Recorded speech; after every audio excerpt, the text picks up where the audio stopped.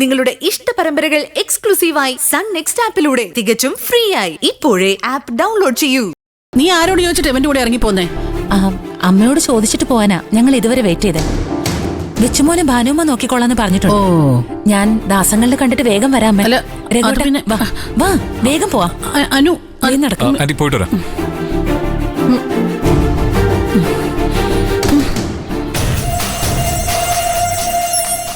രഘുവേട്ട കൂടുതൽ സംസാരിക്കാൻ നിന്ന് അവർ വായ തോന്നിയത് വിളിച്ചു പറയും. എന്തൊക്കെയോ കണക്കൂട്ടി നിപ്പുണ്ട്. തിരിച്ചറിയുമ്പോ തന്നെ വീട്ടിൽ കയറ്റാതിരിക്കുവാനോ? ഏയ് ഭാനുമ്മ എവിടെ ഉണ്ടല്ലോ. വാ രഘുവേട്ട വണ്ടി എടുക്ക. അടി നീ എന്നെ ധിക്കരിച്ചു പൊയ്ക്കോടി. എനിക്കും വേണ്ടത് ഇത് തന്നെയാ. നിനക്കെതിരെ അംഗം കുറിക്കാനുള്ള തിട്ടൂരം നീ തന്നെ തന്നല്ലോ. ഇനി എന്ത് വേണമെന്ന് സുശീലയ്ക്കറിയാം. ഭാനുവമ്മേ.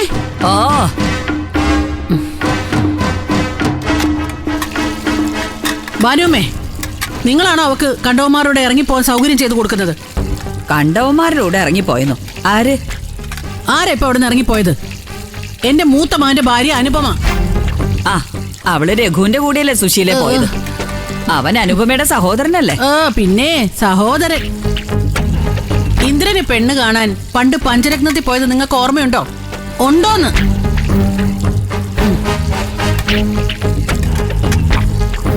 അന്ന് ഇന്ദ്രന് വേണ്ടി നമ്മൾ കാണാൻ പോയതേ അനന്തം മാഷിന്റെ മൂത്ത മകൾ അമ്പിളിയ. അവരുടെ രണ്ടുപേരുടെയും ജാതകങ്ങൾ തമ്മിൽ ചേരില്ലാന്ന് ജോത്സ്യര് പറഞ്ഞപ്പോഴാ നമ്മൾ അനുപമയെ ചോദിച്ചത്. അത് ഓർമ്മയുണ്ടോ? ഉണ്ടോന്ന്? എനിക്ക് എല്ലാം ഓർമ്മയുണ്ട്. ഇന്ദ്രൻ അമ്പിളിയേക്കാൾ ഇഷ്ടപ്പെട്ടത് അനുപമയായിരുന്നു. ആ കുടുംബത്തിന്ന് തന്നെ ഇന്ദ്രൻ കല്യാണം കഴിക്കണോന്ന് സച്ചി സാറിന് നിർബന്ധമുള്ളോണ്ട് അനന്തമാഷ് ഒടുവില് അനുപമ ഇന്ദ്രന് കൊടുക്കാന്ന് സമ്മതിച്ചു. ആണേ. അതായത് മൂത്ത മകളെ നിർത്തി രണ്ടാമത്തോളെ തരാൻ അനന്തം മാഷ് തയ്യാറായി. അതെ. മൂത്ത മകളെ രഘു കല്യാണം കഴിക്കാൻ തയ്യാറായതുകൊണ്ട് രണ്ട് കല്യാണം ഒരുമിച്ച് നടത്താന്ന് മാഷ് തീരുമാനിച്ചു. ആണല്ലോ. രണ്ട് കല്യാണം നന്നായിട്ട് നടക്കുകയും ചെയ്തു. അതെ, രണ്ടും ഗംഭീരായിട്ട് നടന്നു. പക്ഷേ അതില് രഘുവിന് വലിയൊരു ത്യാഗം ചെയ്യേണ്ടി വന്നു. എന്ത് ത്യാഗം? ദേ ഭാനുവമ്മേ, ഒന്നും അറിയാത്ത പോലെ ചോദിക്കല്ലേ. നിങ്ങൾക്ക് മൊത്തം അറിയാം.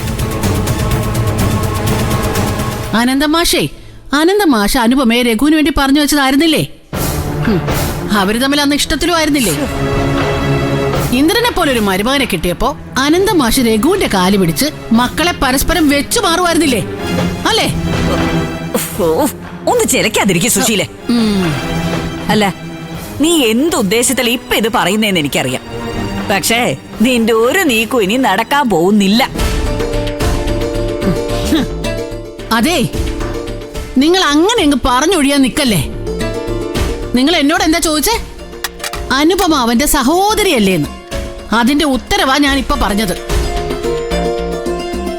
എന്റെ മരുമകൾക്ക് വേണ്ടി ഞാൻ ഭൂമിയോളം താഴാൻ തീരുമാനിച്ചപ്പോഴാ എന്നെ ധിക്കരിച്ച് അവൾ അവന്റെ കൂടെ പോയത്.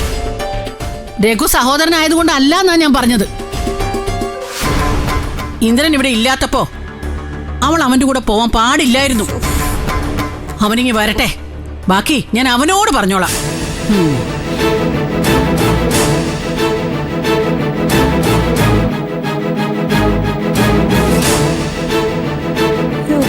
എന്റെ ദൈവമേ, സുശീല പഴയ ഭാണ്ഡക്കെട്ട കഴിക്കുന്നത് രണ്ടും കൽപ്പിച്ചാണല്ലോ. എന്റെ ഭഗവാനെ.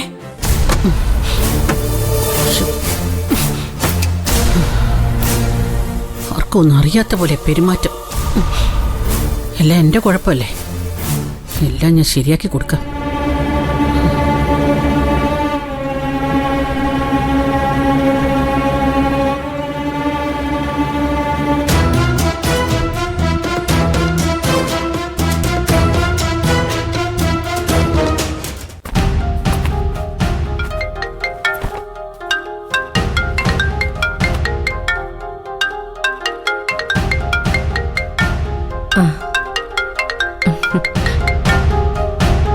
Hello aunty. എന്തായി അവിടുത്തെ കാര്യങ്ങള്? നമ്മൾ സംസാരിച്ച പോലെ തന്നെയല്ലേ ആന്റി മുന്നോട്ട് പോകുന്നത്? ഞാൻ മാത്രം മുന്നോട്ട് കൊണ്ടുപോയതിന്റെ കാര്യമുണ്ടോ ഹർഷേ? അവള് വരാല് കണക്കെ വഴുതി പോവാ. എന്തു പറ്റി? അനുപമ ആന്റിയോട് ചോദിക്കാതെ എങ്ങോട്ടെങ്കിലും പോയോ? അതെ, അവൾ അവളുടെ ദാസങ്ങളുടെ വീട്ടിൽ പോകാന്ന് പറഞ്ഞ് ഇവിടുന്ന് ഒരുങ്ങിക്കെട്ടി ഇറങ്ങി പോയിട്ടുണ്ട്. ഞാൻ മാർക്കറ്റിൽ പോയി ആഹാരത്തിനുള്ള സാധനങ്ങൾ വാങ്ങി വന്നപ്പോ അവള് മോനെ ഭാനുമേനെ ഏൽപ്പിച്ച് ഉടുത്തൊരുങ്ങി ഇറങ്ങി പോയിരിക്കുന്നു. ഷേ, ആന്റിക്ക് അവളെ തടയായിരുന്നില്ലേ? ഇന്ദ്രൻ സ്ഥലത്തില്ലാത്തപ്പോ വീട്ടിൽ നിന്ന് തോന്നിയതുപോലെ ഇറങ്ങി പോകാൻ പറ്റില്ലെന്ന് ആന്റിക്ക് പറയായിരുന്നില്ലേ? ഞാൻ പറ്റുന്ന പോലെയൊക്കെ പറഞ്ഞു നോക്കി. അവക്കേ അവളുടെ വീട്ടുകാരുടെ സപ്പോർട്ട് ഇപ്പൊ നല്ലോണം ഉണ്ട്. അതിന്റെ അഹങ്കാരമുണ്ട്. ഇതങ്ങനെ വിട്ടാ ശരിയാവില്ല ഹർഷേ. അവള് അവരുടെ സഹായത്തോടെ എന്നെ ഇവിടുന്ന് പുറത്താക്കും. എന്തായാലും അവള് പോയില്ലേ ആന്റി? ഇനി എപ്പോ വരുന്നെന്നോ എങ്ങനെ വരുന്നെന്നോ നോക്കാം. എന്നിട്ട് അതനുസരിച്ച് വേണം ആന്റി അവളോട് പ്രതികരിക്കാൻ. ഇനി അഥവാ ആഹാരം കഴിക്കാതെയാണ് അവള് വരുന്നതെങ്കിൽ ഇവിടെ ഒന്നും ഉണ്ടാക്കിയിട്ടില്ലെന്നും പറഞ്ഞ് ആന്റി അവളെ പട്ടിണിക്കിടണം. ഇനി അഥവാ കഴിച്ചിട്ടാണ് വരുന്നതെങ്കിൽ വെറുതെ ജോലി ചെയ്യിപ്പിച്ചതിന് അവളെ അവളുടെ വീട്ടുകാരെ ആന്റി പഴിക്കണം. എന്റെ ഹർഷ, അവക്ക് അതൊന്നും ഒരു പ്രശ്നമല്ല. ഇനി അവളെ വരട്ടണമെങ്കിൽ ഇതുവരെ കൊടുക്കാത്തൊരു പ്രഹരം അവൾക്ക് കൊടുക്കണം. അതിനെ ഒരു വഴി ഞാൻ കണ്ടുവച്ചിട്ടുണ്ട്. എന്ത് വഴി ആന്റി? അനുപമ ഇവിടേക്ക് തിരിച്ചു വരുമ്പോഴേക്കും ഇവിടെ നീ ഉണ്ടാവണം. ഞാനോ? എന്റെ പൊന്നാന്റി, അതൊക്കെ വലിയ പ്രശ്നമാവില്ലേ? എന്ത് പ്രശ്നം? ഇന്ദ്രൻ ഇവിടെ ഇല്ലാത്തതുകൊണ്ട് അവനെ കാണാൻ വന്നാന്ന് അവക്ക് പറയാൻ പറ്റില്ലല്ലോ. എടി, നീ ഞാൻ ക്ഷണിച്ചിട്ടാ ഇങ്ങോട്ട് വരുന്നേ. അല്ല ആന്റി, ആന്റി വിളിച്ചാ ഞാൻ വരും. എനിക്കതൊന്നൊരു വിഷയമല്ല. എനിക്കാണെങ്കിൽ രവിയേട്ടനും അനുപമയും തമ്മിലുള്ള കോണ്ടാക്ട് ഒന്ന് പൊളിക്കണമെന്നുണ്ട്. ആ, എന്നാ പിന്നെ ഒട്ടും താമസിപ്പിക്കാതെ നീ ഇങ്ങോട്ട് വാ. അല്ല, രവി തടസ്സം നിൽക്കൊന്നും ഇല്ലല്ലോ? അങ്ങേരോട് വേറെ എന്തേലും പറഞ്ഞിട്ട് ഇറങ്ങാം. അങ്ങോട്ടേക്കാ വരുന്നേന്നറിഞ്ഞ അതുടനെ അയാൾ അനുപമയെ വിളിച്ച് പറയാൻ സാധ്യതയുണ്ട്. ആ, ശരിയാ. വണ്ടി എടുക്കുന്നില്ല, ഞാനേ ടാക്സി വിളിച്ച് അങ്ങോട്ട് വരാം. ഓ, എങ്കിലതാ നല്ലത്. നമുക്ക് സന്തോഷമായിട്ട് ഇവിടെ ഇരുന്ന് ആഹാരമൊക്കെ കഴിച്ചിട്ട് വൈകുന്നേരം പോയാ മതി നീ. ആഹാ. അപ്പോ ആന്റിക്കും മരുമകളോടുള്ളതിനേക്കാൾ ഇഷ്ടം എന്നോടാണെന്ന് അവള് നേരിട്ടൊന്ന് കാണട്ടല്ലേ? കാണട്ടെ കാണട്ടെ. ഇതെന്തുകൊണ്ട് നമുക്ക് അനുകൂലമായ അവസരമാണ് ഹർഷേ. അവള് തോന്നിയതുപോലെ ഇറങ്ങിപ്പോയതിന് ഇത് തന്നെയാണ് അവൾക്ക് കൊടുക്കേണ്ട ശിക്ഷ. ശരി ആന്റി, എന്നാ ഞാനേ പെട്ടെന്ന് റെഡിയായിട്ട് ഇറങ്ങാം. ആന്റി ഫോൺ വെച്ചോ. ഓ, ശരി.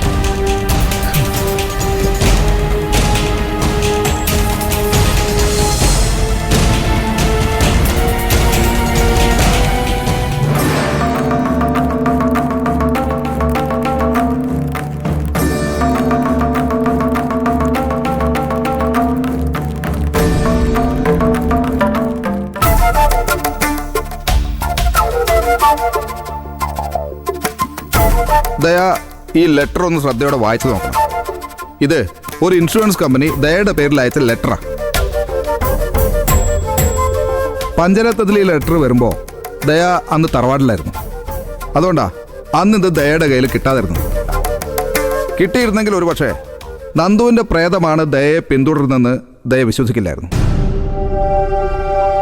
ഇത് നന്ദു മരിച്ചപ്പോഴുള്ള ഇൻഷുറൻസ് തുക ക്ലെയിം ചെയ്യാനുള്ള ലെറ്റർ അല്ലേ? അതെ, ഈ ലെറ്റർ നിന്റെ പേരിൽ അയച്ചതിന്റെ പിന്നില് ഒരു ഗൂഢാലോചന ഉണ്ട്. ഇതിന് പിന്നില് നന്ദുവിന്റെ ഇരട്ട സഹോദരനായ നിതിന. ആ, അതെ. അവന് നന്ദുവിന്റെ അതേ രൂപതേ. ഒറ്റനോട്ടത്തില് നന്ദു ആണെന്നേ ആരും പറയും. നിന്നെ ഉപയോഗപ്പെടുത്തി നന്ദുവിന്റെ ഇൻഷുറൻസ് തുക തട്ടിയെടുക്കുകയാണ് നിതിന്റെ ലക്ഷ്യം. അതിനാണ് മോളെ അവൻ നിന്റെ പുറകെ എങ്ങനെ നടക്കുന്നത്.